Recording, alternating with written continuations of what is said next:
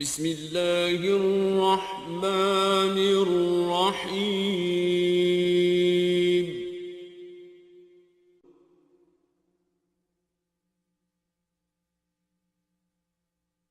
وَلَقَدْ يَسَّرْنَا الْقُرْآنَ لِلذِّكْرِ فَهَلْ مِن مُّدَّكِرٍ مالك يوم الدين إياك نعبد وإياك نستعين اهدنا الصراط المستقيم صراط الذين أنعمت عليهم غير المغضوب عليهم ولا الضالين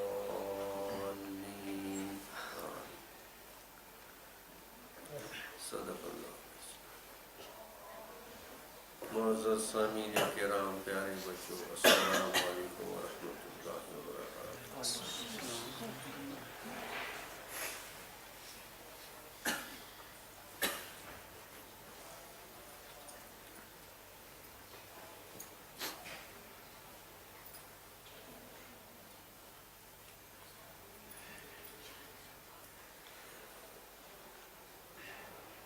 پرسوں کچھ دن پہلے ایک موقع ملا کہ ایک نشست ہوئی. آج کے یہ جو ہمارے نوجوان ڈاکٹر صاحبان ہیں ان کے ہاں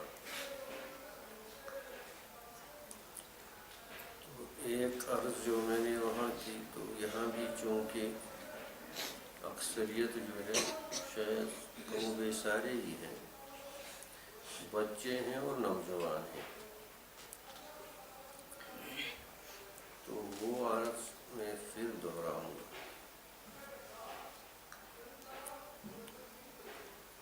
میں نے عرض کیا کہ دیکھو بچوں، ایک بات جو میں اس وقت آپ کو بتاؤں گا، لیکن آپ اس کو شاید اس وقت نہیں سمجھ سکیں گے. یہ بات سمجھ آتی ہے بڑھاپے میں، لیکن اس وقت سمجھنا بیکار. یہ بات ہر ایک کو سمجھ آتی، یعنی کسی کو نہیں سمجھ آتی، ہر ایک کو سمجھ آتی، لیکن اس وقت کا سمجھنا بیکار ہوتا ہے.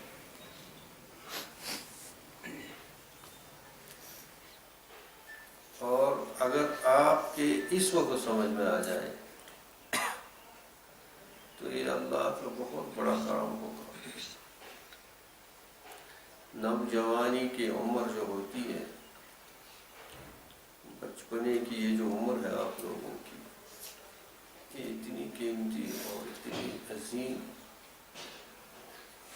باقی جو 45-50 سے ڈھل گیا وہ بیچارہ بہت اپنی طرف سے کوشش کرتا ہے، لیکن اس کے قوہ جو ہے، اعضاء جو ہے، انہوں نے جواب دیا ہوتا ہے، وہ نہیں کر پاتا. تو پیارے بچوں اور عزیزوں، یہ جو نوجوانی کا وقت ہے، یہ جو شباب ہے، اسی لیے فرمایا من شاب من نشأ فی عبادت، شاب من نشأ فی عبادت اللہ یکون تحت ظل اللہ یوم لا ظل الا ظلہ. وہ بھی ان 7 اشخاص میں شامل ہیں جو اللہ کے سائے میں اس دن ہوں گے جس دن کوئی سایہ نہیں ہوگا، عرش کے سائے تلے. وہ نوجوان جس نے کیا کیا، اپنے بڑھاپے کو عبادت میں گزارا، یا یہ کہ اپنی نوجوانی. حدیث میں کیا ہے، شاب نوجوان، شاب من نشأ فی عبادت اللہ کما قال علیہ الصلوۃ والسلام. وہ نوجوان جس نے اپنی زندگی اللہ کی فرما برداری میں، عبادت میں گزاری، رات و دن اللہ کی فرما برداری میں گزارے، تو ایسا اعزاز ہے اس کے لیے۔ اور وہ دن اللہ ہم سب کو اپنے سائے میں رکھے۔ وہ دن بہت مشکل ترین دن ہوگا، بہت مشکل ترین دن ہوگا محشر میں، لیکن وہ نوجوان جس نے جوانی میں بات سمجھی، جس کو اس سمجھ میں بات نوجوانی میں آئی، بچپنے میں آئی، بڑھاپے میں ہمارے کو آتی ہے، لیکن وہ بیچارہ کیا کر سکتا، اس کے گھٹنوں میں درد، کمر میں درد اور دوسرے عارضہ اس کے ساتھ متعلق ہو جاتے ہیں، دوسری تکلیفیں اس کے ساتھ متعلق ہو جاتے ہیں، بیچارہ زیادہ نہیں کر پاتا۔ اسی لیے شیخ سرہندی امام ربانی رحمۃ اللہ علیہ، امام ربانی حضرت مجدد الفسانی علیہ رحمہ، اپنے جو مکتوبات ہیں ان کے اکثر یہ نصیحت کرتے ہیں کہ دیکھو اس نوجوانی کو غنیمت سمجھو، اس فرصت کو غنیمت سمجھو۔ ارے بچوں، یہ مدرسے کا وقت ہے، اس کو غنیمت سمجھو، یہ جوانی کا وقت ہے، اس کو غنیمت سمجھو۔ ہاتھ سے چلی جائے گی زندگی، ہاتھ سے چلے جائیں گے دن، ہاتھ سے چلی جائے گی یہ طاقت، ہاتھ سے چلی جائے گی یہ ساری قوتیں، پھر ہاتھ ملتے رہیں گے۔ اور یہ دین حق ہے، جو بھی اللہ کے نبی صلی اللہ علیہ وسلم نے فرمایا سب حق ہے۔ تو یہ جو سورہ فاتحہ میں الحمدللہ رب العالمین سے شروع کیا گیا، جس میں معرفت ربوبیت ہے، کیا ہے؟ معرفت ربوبیت ہے، الرحمن الرحیم مالک یوم الدین، اللہ تعالیٰ کی شان رحمانیت، شان رحیمیت، اللہ تعالیٰ کا جلال، یہ جو ان آیات میں اس بندے کو سکھایا گیا تاکہ اس کو کیا ہو جائے؟ معرفت ربوبیت، اللہ کی ربوبیت کو سمجھے، اللہ کی ربوبیت کا احساس کرے۔ اللہ کی ربوبیت کا جو احساس کرتا ہے اس کے اندر کی کیفیت بالکل مختلف ہو جاتی ہے، اس کے ایمان کی کیفیت بالکل مختلف ہو جاتی ہے۔ وہ عجیب و غریب ایک اپنی ایک لذت میں اس کے اندر، باہر سے کیا کیفیت ہو، باہر سے غربت ہو، فاقہ ہو، مشکلات ہو، کیا بھی ہو، لیکن اندر جس نے ربوبیت کا مزہ چکھا، اور یہ معرفت ربوبیت کے بعد ہی جو ہے اس کو معرفت عبودیت ہوگی۔ یہ ہماری عبادت کیوں نہیں بنتی؟ ہماری عبادت کیوں نہیں بنتی؟ صحیح معنی میں ہمارا ایاک نعبد تو صحیح کیوں نہیں ہوتا؟ اے اللہ، ہم تیری ہی عبادت کرتے ہیں، ہمیں عبادت کا مفہوم سمجھ میں نہیں آتا، ہمیں عبادت کا مفہوم سمجھ میں نہیں آتا۔ اس شیطان کو چھٹی کرو، یہ شیطان میں جو بار بار کہتا ہوں تعوذ جو ہے، بار بار انکساری عاجزی دل سے اللہ سے اس شیطان مردود سے پناہ مانگو۔ کس طرح سے پریشان کرتا ہے، کس طرح سے پریشان کرتا ہے، مومن بندے کو وسوسوں میں ڈال دیتا ہے۔ شیطان کا کام کیا ہے؟ وسوسوں میں ڈالنا۔ اور یہ جو شیطان کا کام جو ہے، دو دشمن ہے انسان کے، کیا ہے؟ ایک تو نفس ہے اور ایک شیطان ہے۔ اور شیطان جو ہے یہ جو اس کے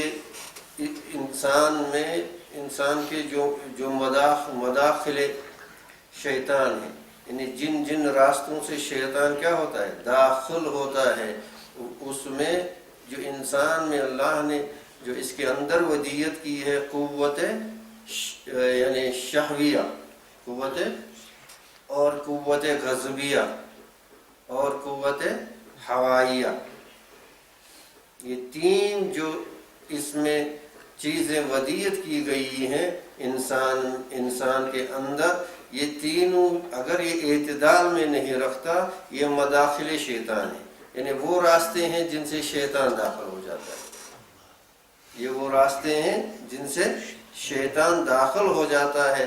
اب قوت شہویہ سے اس کے اندر بخل آتا ہے، اس کے اندر حرص آتا ہے، کیا آتا ہے؟ بخل آتا ہے، اس کے اندر حرص آتا ہے، اور قوت غضبیہ کے طریقے سے اس کے اندر تکبر آتا ہے، تعالی آتی ہے، عجب آتا ہے، اور جو قوت ہوائیہ ہے اس کے ذریعے سے اس کے اندر شرک آتا ہے، بدعت آتی ہے۔ اور یہ شیطان جو ہے یہ سب سے زیادہ جو کام کرتا ہے وسوسوں سے کرتا ہے۔ کس سے کرتا ہے؟ ہاں؟ اور اگر ان تینوں کو جمع کر کے جو ایک مادہ انسان کے اندر بنتا ہے، ایک مادہ جو اس کے اندر بنتا ہے جو اس کے لیے زہر قاتل ہے، اس کا نام معلوم ہے کیا ہے؟ اس کا نام حسد ہے۔ یہ سارے 6 اگر جمع کیے جائیں، بخل و حرص، کبر و عجب، شرک و بدعت، ان سب کا مجموعہ جب اس کے نفس کا جو اس کے نفس کی صفت مذمومہ ہے، صفت ذمیمہ ہے، وہ کیا ہے؟ کتنے ہو گئے؟ 7۔ تو 7 کا علاج سورہ فاتحہ کی 7 آیتوں۔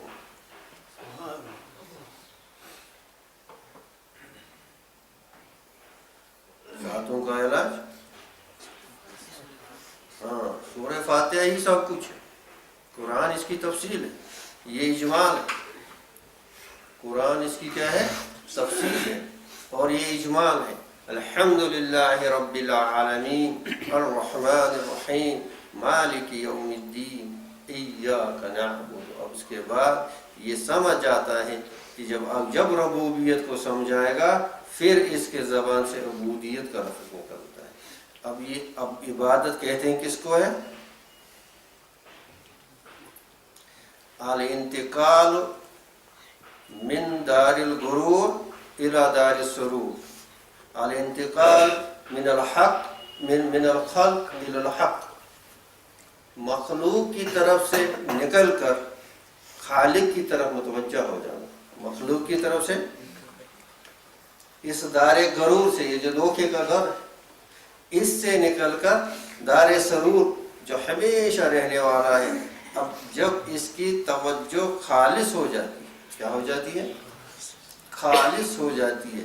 اسی لیے اس کو جب تک اور چیزیں دل میں موجود ہیں، جب تک اس کا کلمہ صحیح نہیں ہوا، لا اس کا صحیح نہیں ہوا، یعنی اس نے دل سے اور چیزیں نہیں نکالی، اللہ کے سوا جو بھی چیزیں۔ اب یہ بندہ بار بار پریشان کیوں ہوتا ہے؟ بار بار پریشان کیوں ہوتا ہے؟ کیونکہ اس کا ایمان جو ہے ناقص ہے۔ اس کا ایمان، قرآن کو اللہ جل شانہ نے کہا کن چیزوں پر؟ یعنی اس کا اختتام فرمائے، قل اعوذ برب الفلق من شر ومن شر غاسق اذا وقب ومن شر النفاثات ومن شر حاسد، قل اعوذ برب الناس مالک الناس الہ الناس من شر الوسواس الخناس الذی یوسوس فی صدور الناس من الجنۃ والناس۔ اب یہ شیطان کے وسوسے اتنے اشد ہیں، اتنے سخت ہیں، یہاں 3 صفتوں کا بیان کیا گیا، اور اس پر قرآن کریم کا اختتام ہوا۔ قل اعوذ، کہہ دیجئے کہ میں پناہ مانگتا ہوں، برب الناس ومالک الناس والہ الناس من شر الوسواس الخناس الذی یوسوس فی صدور الناس من الجنۃ والناس۔ یہ شیطان بہت بڑا دشمن ہے، نہیں اس مومن بندے کو عبادت کی طرف آنے دیتا ہے، اس کو طرح طرح کے وسوسوں سے۔ تو جب تک یہ اپنے آپ کو اللہ کی ربوبیت میں اپنے آپ کو مستغرق نہیں کرے گا اور سب چیزوں کو نہیں نکالے گا، اب جب تک یہ دین کے طرف سرسری طور پر اس کا برتاؤ دین کے ساتھ سطحی ہے، سرسری ہے، تو وہاں سے بھی برتاؤ ایسا ہی۔ اس لیے جو ہے آج کل جو ہے چونکہ صحیح طریقے سے دین پر محنت نہیں کرتا، چونکہ صحیح طریقے پر دین پر محنت نہیں کرتا، صحیح طریقے سے دین کو سمجھنے کی کوشش نہیں کرتا، صحیح طریقے سے ایمان کامل اور یقین صادق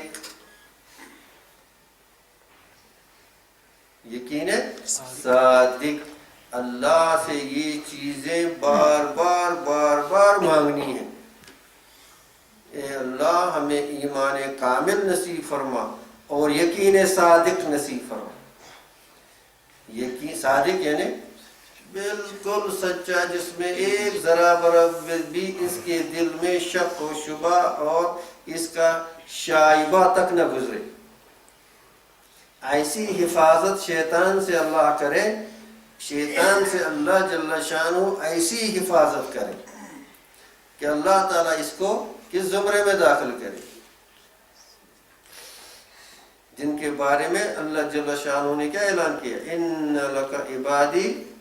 ان عبادی لیس لک علیہم سلطان، یہ وہ بندے ہیں میرے، اے بدبخت شیطان ابلیس مردود، تم ان پر تمہاری نہیں چل سکے گی۔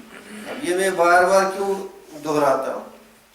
کیونکہ یہ ہمیں حاصل نہیں ہو رہا، ہمارے اندر ابھی شکوک، ابھی عبادت کا مفہوم سمجھ میں نہیں آتا۔